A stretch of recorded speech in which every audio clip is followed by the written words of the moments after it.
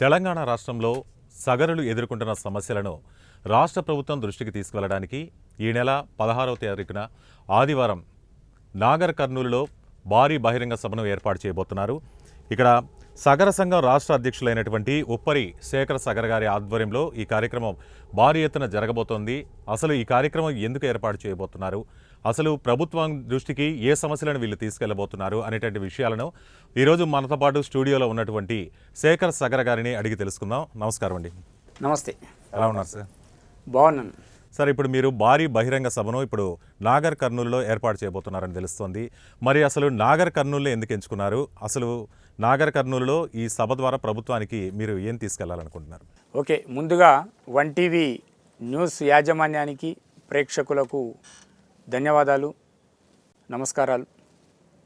ఈరోజు నాగర్ కర్నూల్ కేంద్రంగా సగరుల యొక్క ఐక్యతను చాటుతూ ఒక బహిరంగ సభను సగర శంకారావం పేరుతో తీసుకున్నటువంటి సందర్భం ఎందుకు వచ్చింది అంటే, సగరులు ఈ సమాజంలో ఉన్నటువంటి అన్ని వర్గాలతో పాటు సమానత్వాన్ని కోరుకుంటున్నారు.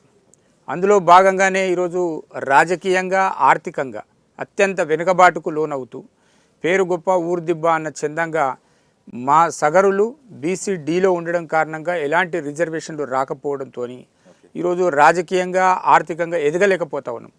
అందుకోసం ఈ ప్రభుత్వాలను, మన యొక్క డిమాండ్లను ఈ ప్రభుత్వాల దృష్టికి తీసుకుపోవాలి.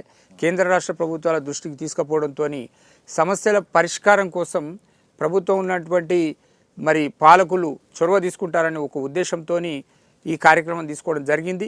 ప్రధానంగా నాగర్ కర్నూలు జిల్లాలో, ఈ తెలంగాణ రాష్ట్రంలోని నాగర్ కర్నూలు జిల్లాలో అత్యధికంగా మా సగరులు ఎక్కువ జనాభా ఉన్నది. అందుకోసమనే మేము నాగర్ కర్నూలును ఈ సభ నిర్వహించుకోవడం కోసం ఎంచుకోవడం జరిగింది. ఓకే, సగరులు ఎక్కువగా ఉన్నారు కాబట్టి నాగర్ కర్నూలులో అక్కడైతే స్పందన కూడా బాగా ఉంటుంది కాబట్టి ప్రత్యేకంగా ఇది ఒక జిల్లాకు సంబంధించినటువంటి బహిరంగ సభ మాత్రమే. ఆ తర్వాత మిగతా జిల్లాలు తర్వాత క్రమంలో తీసుకుంటాం. అలాగే ఇప్పుడు ప్రభుత్వం బీసీలకు న్యాయం చేయడానికి అనేక పథకాలు కూడా మేము ఇచ్చాము, అలాగే సగరులకు కూడా ఇస్తున్నాము అని చెప్పి ఒకవైపు చెప్తోంది. కానీ మీరు ఎందుకు పోరాడుతున్నారు? ఒకవైపు ప్రభుత్వం చెప్తోంది కదా మేము సగరులకు కూడా న్యాయం చేస్తున్నామంటూ. ఇందులో ప్రధానంగా తెలంగాణ రాష్ట్రానికి వచ్చే వరకు బీసీలను ఏ రకంగా కూడా ముందుకు రానివ్వకుండా మరి కొన్ని రాజకీయ శక్తుల్లో ఉండేటువంటి కొన్ని వర్గాలు కావచ్చు తీవ్రంగా ప్రయత్నం చేస్తూ ఉన్నాయి. ఇట్లాంటి పరిస్థితుల్లో బీసీ డిమాండ్లలో మేము ఇప్పటికే ఈ రాష్ట్రంలో కామారెడ్డి డిక్లరేషన్ ప్రకారం కాంగ్రెస్ ప్రభుత్వం ఈరోజు అధికారంలో ఉన్నది. ఖచ్చితంగా రాహుల్ గాంధీ గారు ఇచ్చినటువంటి మాట ప్రకారం 42% రిజర్వేషన్లు స్థానిక సంస్థల్లో కల్పిస్తామని చెప్పేసి ఇచ్చిన మాట ప్రకారం అసెంబ్లీలో తీర్మానం పెట్టిరు, ఆమోదించిండ్రు. అదేవిధంగా ఈరోజు డెడికేటెడ్ కమిషన్ను ఏర్పాటు చేసిండ్రు. డెడికేషన్ కమిషన్ రిపోర్టు ఆధారంగా ఈరోజు మరి చీఫ్ సెక్రటరీకి రిపోర్ట్ కూడా వచ్చింది. రేపు స్థానిక సంస్థలలో 42% రిజర్వేషన్ కల్పించబోతున్నారు. దానికి మాకు ఎలాంటి అభ్యంతరం లేదు, చాలా స్వాగతిస్తున్నాం కూడా దాన్ని.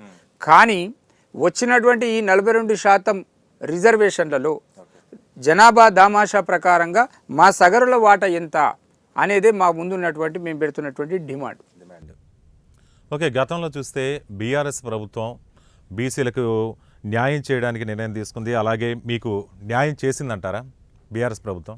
గత కేసీఆర్ గారి యొక్క ప్రభుత్వం మేము తెలంగాణ సాధన పోరాటంలో మేము ముందున్నాం. ఒక కుల సంఘంగా ఆ రోజు రోడ్ల మీదకి వచ్చి వంట వార్పులు చేసినాం, సాగరాహారం నిర్వహించినాం, లేకపోతే టెంట్లు వేసుకొని నిరాహార దీక్షలు చేసినాం.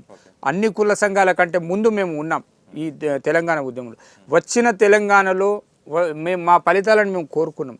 అయితే కేసీఆర్ గారి యొక్క ప్రభుత్వంలో మేము భవన నిర్మాణ రంగ కార్మికులుగా ఉన్నటువంటి మా వృత్తి ఉపరి పని నిర్మాణ రంగం కార్మికులుగా ఉన్నటువంటి సగరులకు 29 జీవో విడుదల చేశారు కేసీఆర్ గారు మా యొక్క డిమాండ్ను పరిగణలోకి తీసుకొని. కానీ ఆ 29 జీవోను 2016లో ఇచ్చినటువంటి జీవోను 2017లో మళ్ళీ దాన్ని అమెండ్మెంట్ చేస్తూ 59 జీవోగా దాన్ని అమెండ్మెంట్ చేసి మాకు కొంత అన్యాయం చేశారు. మేము ఆ రోజు కేసీఆర్ గారి యొక్క ప్రభుత్వంలో మా ఆత్మగౌరవాన్ని నిలిపే విధంగా ఈ రాష్ట్ర రాజధానిలో 2 ఎకరాల స్థలాన్ని ఆత్మగౌరవ భవనాల పేరుతో మాకు స్థలం కూడా కేటాయించారు, బడ్జెట్ను కేటాయించారు, కానీ బడ్జెట్ రిలీజ్ కాలేదు.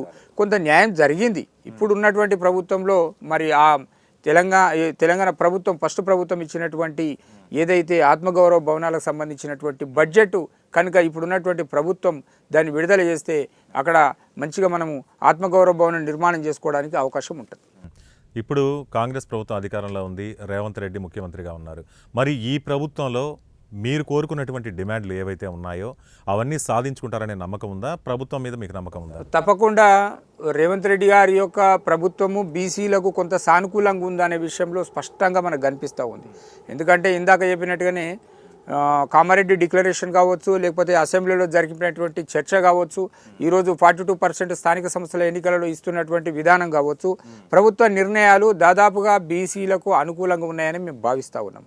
కానీ ఇక్కడ ప్రధానంగా మేము ఈ ప్రభుత్వం ముందు పెట్టేటువంటి డిమాండ్లు కావచ్చు ఏంది అంటే, ఇటు పక్కన ఉన్నటువంటి కర్ణాటక రాష్ట్రంలో మా సగరులు బీసీఏలో ఉంటారు, అటు ఉన్నటువంటి మహారాష్ట్రలో పోతే ట్రైబల్స్లో ఉంటారు, ఇంకో పక్కన ఉన్నటువంటి ఒరిస్సా రాష్ట్రంలో పోతే సంచార జీవులుగా ఎస్టీల్లో ఉంటారు.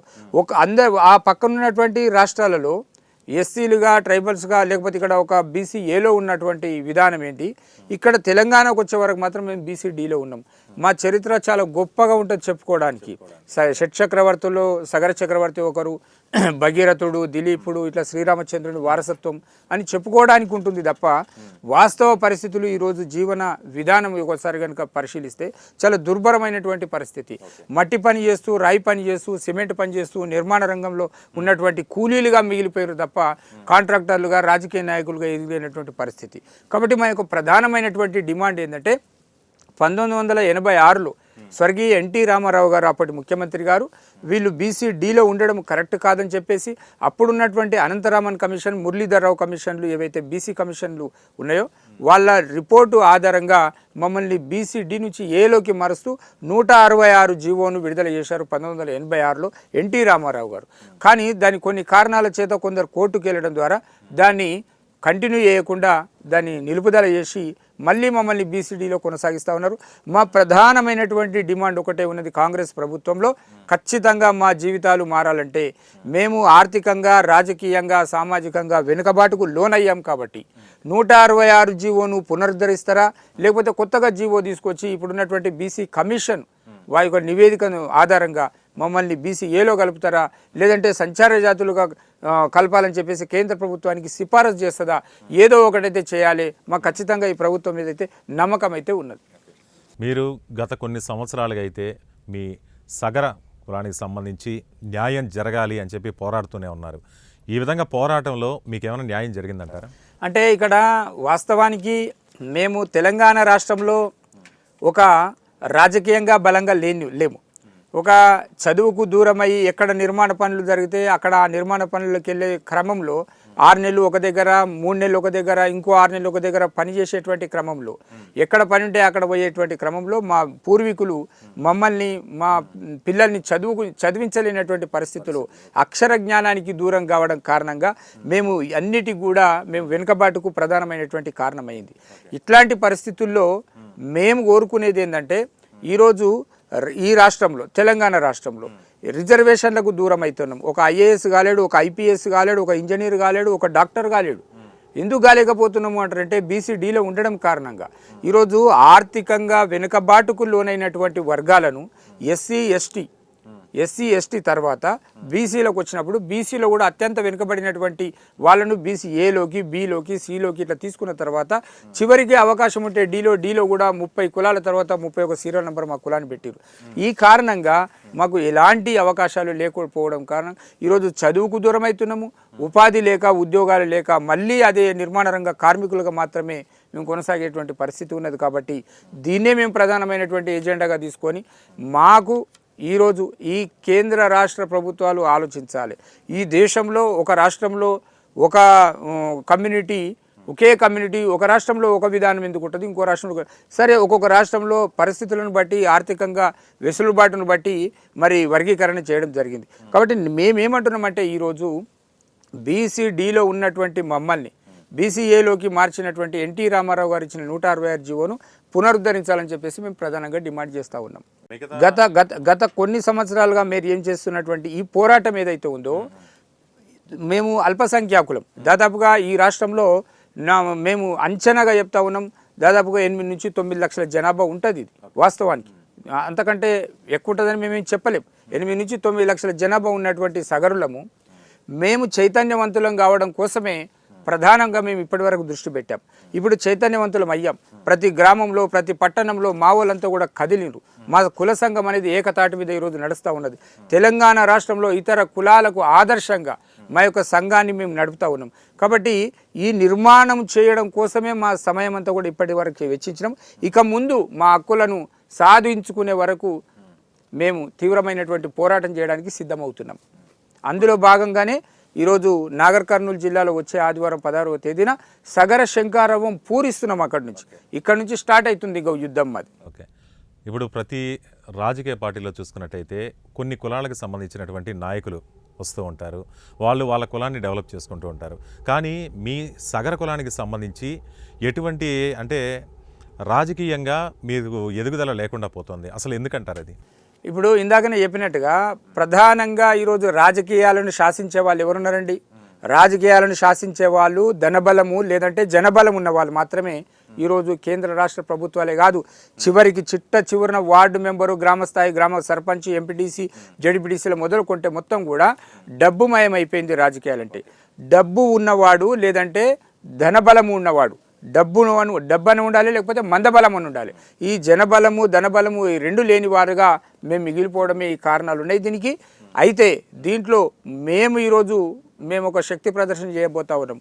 ఉన్న వరకు మేము ఈ రాజకీయ పార్టీలకు మేము చెప్పదలుచుకున్నాం ఏంటంటే, ఒకవేళ మా డిమాండ్ల పైన కనుక మీరు సానుకూలంగా స్పందించకపోతే, మా యొక్క సమస్యలను పట్టించుకోకపోతే ఖచ్చితంగా భవిష్యత్తులో ఇక నుంచి మమ్మల్ని ఎవరైతే పట్టించుకుంటారో వాళ్ళని మేము భుజాల మీద మోస్తాం.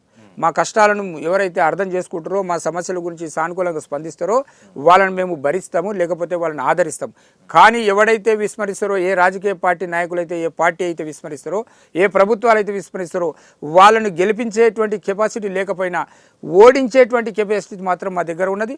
ఖచ్చితంగా అదే లక్ష్యంగా మేము ముందుకెళ్తాం. ఇప్పుడు గత ఎలక్షన్ల ముందు కూడా కొన్ని హామీలు ఇస్తూ కూడా మీ దగ్గరకు వచ్చి ఉంటారు కదా రాజకీయ పార్టీలు. అవి వచ్చినప్పుడు మీరు మాకు ఇలాంటి న్యాయం కావాలి అంటూ మీరు ఏ రకమైన డిమాండ్లు ఏం చేయలేదా?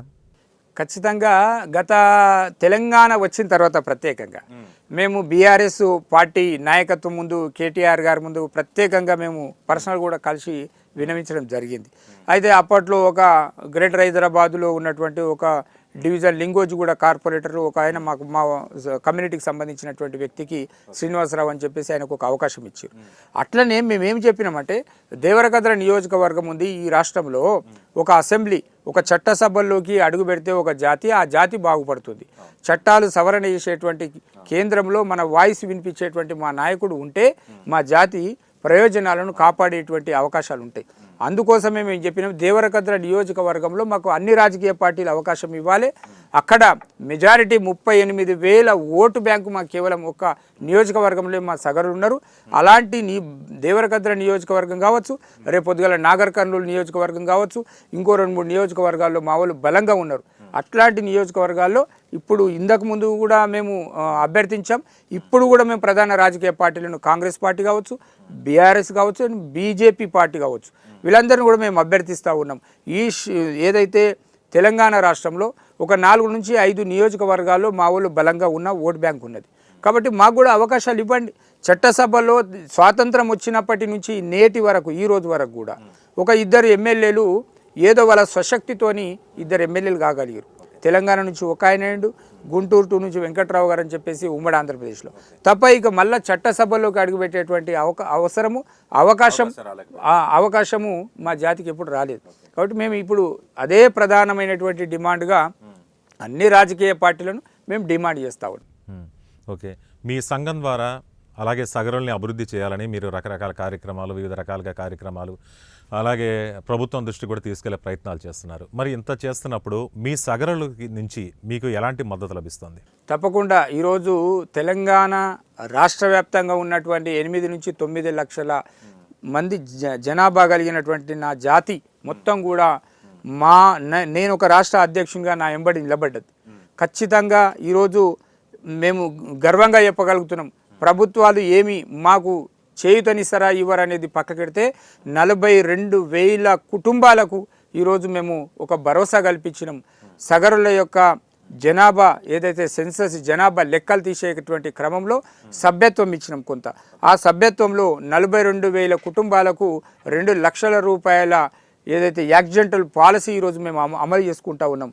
ఇప్పటికే దాదాపుగా ఈ రాష్ట్ర వ్యాప్తంగా 15-16 కుటుంబాలకు మేము ఆదుకున్నాం. 2 లక్షల రూపాయలు అంటే ప్రమాదవశాత్తు ప్రమాద బీమాను తీసుకొచ్చినాం. ఎక్కడైతే మృతి చెందుతారో ఆ కుటుంబాలకు ఒక భరోసా కల్పించే విధంగా రాష్ట్ర సంఘం మా ప్రయత్నం మేము చేస్తూ ఉన్నాం. కాబట్టి ఈరోజు ఖచ్చితంగా ఈరోజు కోకాపేటలో 2 ఎకరాల స్థలంలో ఒక మంచి ట్రైనింగ్ సెంటర్, ఒక హాస్టల్, లేకపోతే ఒక మంచి కార్యాలయం, ఒక మంచి ఏదైతే మా నిర్మాణ రంగ కార్మికులు ఉన్నటువంటి సగరులు ఉన్నారో వాళ్ళందరూ కూడా స్కిల్ డెవలప్మెంట్కి సంబంధించినటువంటి ఒక ట్రైనింగ్ సెంటర్ను పెట్టాలి, మంచి భవనాన్ని నిర్మించాలని చెప్పేసి ఒక లక్ష్యం ఉంది. ఆ దారిలో మేము ప్రయాణిస్తూ ఉన్నాం. నా జాతి మొత్తం కూడా తెలంగాణలో ఉన్నటువంటి మొత్తం సగరులు కూడా మాకు సంపూర్ణమైనటువంటి మద్దతు ఇస్తూ ఉన్నారు. ఓకే, నెక్స్ట్ ఇప్పుడు తెలంగాణలో స్థానిక సంస్థల ఎలక్షన్స్ ఉన్నాయి. ఇప్పటికే రాజకీయ పార్టీలు కూడా దాని మీద ఫోకస్ పెట్టాయి. మరి ఈ స్థానిక సంస్థల ఎన్నికల్లో మీ పాత్ర ఏ విధంగా ఉండబోతుంది? మేమేం చెప్తా ఉన్నామంటే చట్టసభల్లో ఎట్లాగో అడుగు పెట్టనిస్తలేరు, ఇప్పటి వరకు పెట్టనియలేరు. కాబట్టి ఇప్పుడు మేము ప్రధానమైనటువంటి డిమాండ్ ఏం చేస్తూ ఉన్నామంటే తొలి అడుగు, మొదటి మెట్టు స్థానిక సంస్థలు, గ్రామ పంచాయతీ వార్డు మెంబర్లు, ఉప సర్పంచులు, సర్పంచులు, ఎంపీటీసీలు, ఎంపీపీలు, జడ్పీటీసీలు, జడ్పీ చైర్మన్లు, మున్సిపల్ కౌన్సిలర్లు, కార్పొరేటర్లు, చైర్మన్లు, మేయర్ల వరకు ఏవైతే స్థానిక సంస్థల ఎన్నికలు ఉన్నాయో వీటిలో ఖచ్చితంగా మా వాళ్ళు ఉన్నటువంటి మా సగరులు జనాభా కలిగినటువంటి ప్రాంతాలలో లేకపోతే గ్రామాలలో అన్ని రాజకీయ పార్టీలు కొంత వీళ్ళు మరి పైన అధిష్టాన నాయకత్వం ఏదైతే ఉంటుందో వాళ్ళు ఆలోచించాలి. ఈరోజు మనం ఎట్లాగో ఎమ్మెల్యే టికెట్లు, ఎంపీ టికెట్లు రాజ్యసభలు ఇవ్వట్లేదు, కార్పొరేషన్లు ఇవ్వట్లేదు, కనీసం ఇక్కడనైనా మనం గ్రౌండ్ లెవెల్లోనైనా వీళ్ళు కష్టపడుతారు కదా, వీళ్ళకి ఇవ్వాలి కదా అని చెప్పేసి ఆలోచన అన్ని రాజకీయ పార్టీల అధినాయకత్వాలు ఆలోచించాలి. తప్పకుండా ఈరోజు నాగర్ కర్నూలు ఒక జిల్లాలోనే 100 నుంచి 150 మంది రేపు పొద్దుగాల పోటీ చేయబోతా ఉన్నాం. సర్పంచులుగా మేము గెలవబోతా ఉన్నాం. ఏ ఎలక్షన్లు వచ్చినా కూడా ఎన్నికలకు మా ఏదైతే కులం నాయకులుగా ఉన్నామో ఈరోజు అన్ని రాజకీయ పార్టీలను అడుగుతాం. ఒకవేళ రాజకీయ పార్టీలు ఒకవేళ ససేమిరా అంటే స్వతంత్రంగా దిగి మేము ఏదో మా సత్తాన్ని చాటుకోవడానికి అయితే మేము సిద్ధమవుతా ఉన్నాం. ఓకే, ముఖ్యంగా మీ సగరులు ఎదుర్కొంటున్నటువంటి ప్రధాన సమస్యలు ఏవైతే ఉన్నాయో చెప్పండి సార్. ఇప్పుడు మాకు ప్రధానమైనటువంటి కొన్ని సమస్యలు ఉన్నాయండి. ఒకటి, చదువుకుంటే కాలేజీలో సీట్లు రావట్లేదు, చదువుకున్న తర్వాత కూడా ఉద్యోగాలు రావట్లేదు. ఇది ఒక ప్రధానమైనటువంటి జీవన్మరణ సమస్యగా మాకు అడ్డు తగిలింది. దీన్ని అధిగమించడం కోసం మేము బీసీడీ నుంచి ఏలోకి మారాలని చెప్పేసి ఒక ప్రధానమైన డిమాండ్ పెట్టాం. అట్లాగే ఇప్పుడున్నటువంటి సమస్యల్లో గతంలో 27 జీవో అనేది ఒకసారి 1992లో కేంద్ర ప్రభుత్వము 27 జీవోను ఒకటి తీసుకొచ్చింది. ఏంది 27 జీవో అంటే అప్పుడున్నటువంటి కేంద్ర ప్రభుత్వము దేశంలో ఉన్నటువంటి ఈ భవన నిర్మాణ కార్మికులు ఎవరైతే ఉన్నారో ప్రత్యేకంగా సగరులు, ఉపరులు ఒక్కొక్క రాష్ట్రంలో ఒక్కొక్క పేరుతో పిలువబడతారు. వీళ్ళందరికీ కూడా వీళ్ళు నిర్మాణ రంగం మీద ఆధారపడి పనిచేస్తూ ఉంటారు. కాబట్టి వీళ్ళు 50 సంవత్సరాలు లేదంటే 55 సంవత్సరాలు పైబడిన తర్వాత గోవా ఎక్కలేరు, నిర్మాణం చేయలేరు, పనులు చేయలేరు. కాబట్టి వీళ్ళ జీవన ఏదైతే విధానంలో అధ్యయనం చేసినట్లయితే వీళ్ళు 55 సంవత్సరాల తర్వాత కూలీలుగా పోయిన తర్వాత వీళ్ళని ఆదరణ కరువైతుంది. కాబట్టి 27 జీవో ఏదైతే దాంట్లో ఏం చెప్తా ఉన్నదంటే కేంద్ర ప్రభుత్వం ఇచ్చినటువంటి చట్టం 55 సంవత్సరాలు పైబడిన వాళ్ళందరికీ కూడా ఆయా రాష్ట్రాలలో మీరు ఏదైతే సెస్ రూపంలో లక్షల కోట్ల రూపాయలు వసూలు చేస్తూ ఉందో రాష్ట్ర ప్రభుత్వం ఆ నిధుల నుంచి మరి ఈ నిర్మాణ రంగ కార్మికులకు వీళ్ళకు ఏదైతే పెన్షన్ స్కీమ్ తీసుకురావాలని చెప్పేసి ఆ 27 ఏదైతే జీవో ఉందో చట్టం అది చెప్తా ఉంది. దాన్ని ఇంప్లిమెంట్ చేయమంటున్నాం. ఎందుకంటే ఈరోజు నిర్మాణ రంగ బోర్డు ఉంది మన తెలంగాణ రాష్ట్రంలో.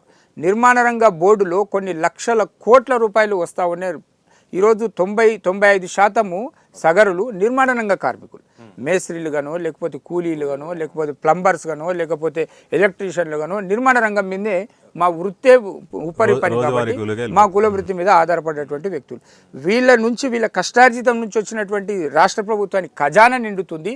ఆ డబ్బులను వేరే వాటికి టర్న్ చేస్తున్నారు, మలుపుతున్నారు తప్ప మా సంక్షేమం కోసం మాత్రం వినియోగించట్లేదు. అందుకే మేము ఇంకొక డిమాండ్ కూడా ఏం చేస్తూ ఉన్నామంటే, ఈ నిర్మాణ రంగ బోర్డు ఏదైతే ఉన్నదో, ఏదైతే వెల్ఫేర్ బోర్డు ఏదైతే ఉందో, కన్స్ట్రక్షన్ వెల్ఫేర్ బోర్డు అంటారు దీన్ని, నిర్మాణ రంగ సంక్షేమ మండలి, దానికి సంబంధించినటువంటి చైర్మన్ను మా సగరులకు కేటాయించాలి. ఖచ్చితంగా ఆ చైర్మన్ పదవి కనుక ఇస్తే ఆ నిధులను ఎట్లా సద్వినియోగం చేయాలి అనే విషయంలో ఆ వెసులుబాటు మా వాళ్ళకు కల్పిస్తే బాగుంటుందని చెప్పేసి మరి ప్రధానమైన డిమాండ్ ఉంది. అయితే ఇవే కాకుండా ఇప్పుడు ఏదైతే మేము యాక్సిడెంటల్ పాలసీ తీసుకొచ్చినామో, ప్రమాదంలో జరిగిన వాళ్లకు ఏం జరుగుతుంది, ప్రతిరోజు పోతాడు, ఉదయం నుంచి సాయంత్రం వరకు ఏదో పనులు చేస్తూ ఉంటాడు. అక్కడ నుంచి గోవాల నుంచి కింద పడడము, లేకపోతే పని చేసే క్రమంలో ఏమైనా మీద పడడము, కరెంట్ షాకులు పడడము, ఇట్లా పడి చనిపోయేటువంటి వాళ్ళ సంఖ్య పెరిగింది. మరి వాళ్ళకు కూడా ఒక 25 లక్షల రూపాయలు ఎక్స్గ్రేషియా కేటాయించే విధంగా రాష్ట్ర ప్రభుత్వం ఒక జీవోని తీసుకురావాలని చెప్పేసి కూడా ప్రధానమైనటువంటి డిమాండ్ ఉన్నది. ఇగో ఈ డిమాండ్లను మేము ఈరోజు ఈ రాష్ట్ర ప్రభుత్వం ముందు పెడతా ఉన్నాం. ఈ సమస్యలు చాలా ఉన్నాయి. ఇక మేము చెప్పుకుంటూ పోతే చాలా సమస్యలు ఉన్నాయి, కానీ ఇగో ప్రధానమైనటువంటి సమస్యలు ఏవైతున్నాయో ఈ 4-5 డిమాండ్లను నెరవేర్చమని చెప్పేసి మేము రాష్ట్ర ప్రభుత్వాన్ని డిమాండ్ చేస్తూ ఉన్నాం. Okay, right. నాగర్ కర్నూలులో ఈ నెల 16వ తారీఖున ఆదివారం భారీ బహిరంగ సభను ఆ సంఘం యొక్క రాష్ట్ర అధ్యక్షులైనటువంటి ఉప్పరి సాగర్ గారి ఆధ్వర్యంలో ఈ భారీ బహిరంగ సభను నిర్వహించబోతున్నారు. ఈ బహిరంగ సభ సాక్షిగా తెలంగాణ సీఎం రేవంత్ రెడ్డికి వారి యొక్క సమస్యలను, విన్నపాలను, డిమాండ్లను కూడా ఈ సభ సాక్షిగానే ప్రభుత్వం ముందు ఉంచబోతున్నారు. చూడాలి మరి ఈ సభ నిర్వహించడం వల్ల రాష్ట్ర ప్రభుత్వం వీరి సమస్యల్ని, అలాగే వీరి డిమాండ్లను అంగీకరిస్తుందా లేదా అనేది ఈ సభ తర్వాత మనకు తెలుస్తుంది.